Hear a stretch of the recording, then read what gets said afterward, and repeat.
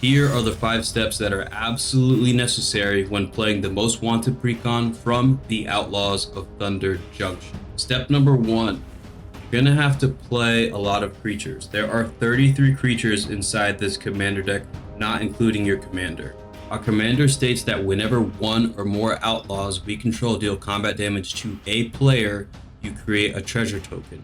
So as long as we divide our attacks amongst the 3 players on the board that we're playing against, we can create 3 treasures per turn.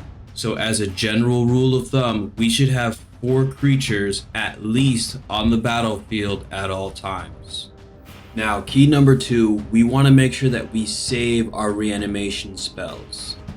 There are a total of 5 cards inside this deck that let us get creatures out of our graveyard, and 4 of them are creatures.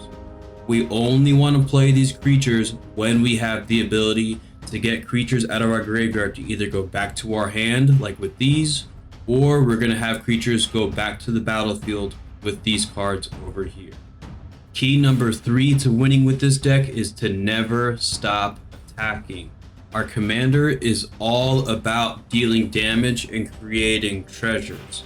So as long as we're attacking, we're more than likely going to have our creatures tapped on our side of the battlefield. But lucky for us, there are 10 cards inside this deck that give us the ability to gain life. So even if our opponents are attacking us as we are attacking our opponents, we still have the ability to recoup some of that damage. Also keeping in mind, guys, that if our opponents are attacking us, that means that our opponents are going to have less creatures to block our creatures that we're attacking with, which means that it's going to make it easier for us to create treasures with Olivia. If you guys enjoy videos like this, you guys can like this video and subscribe to this channel as well, and use the comment section below as a method of letting me know what videos you guys want to see next. We also have a Discord server in this community, so if you would like to play games of Magic against me, click the link in the description. Key number 4 is to always keep 2 treasures available. Keeping 2 treasures available always puts us in a position where we have the ability to buff our creatures by paying 3 mana with our commander on the battlefield. So if our opponent plays a creature that's really good at blocking our creatures, we have the potential to put 2 +1/+1 counters on our creatures, so that we always ensure that whenever we attack into our opponent's creatures and they decide to block, that they lose their creatures because our creatures have too much power.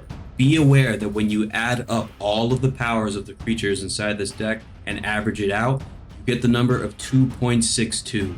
If we round up that 2.62 to 3 power, that would mean with 1 activation of Olivia's ability, we have the ability to do 5 damage with each creature that we control, preferably to 1 player, which means that that would add up to 20 damage to one of our opponents, which is half of their life total.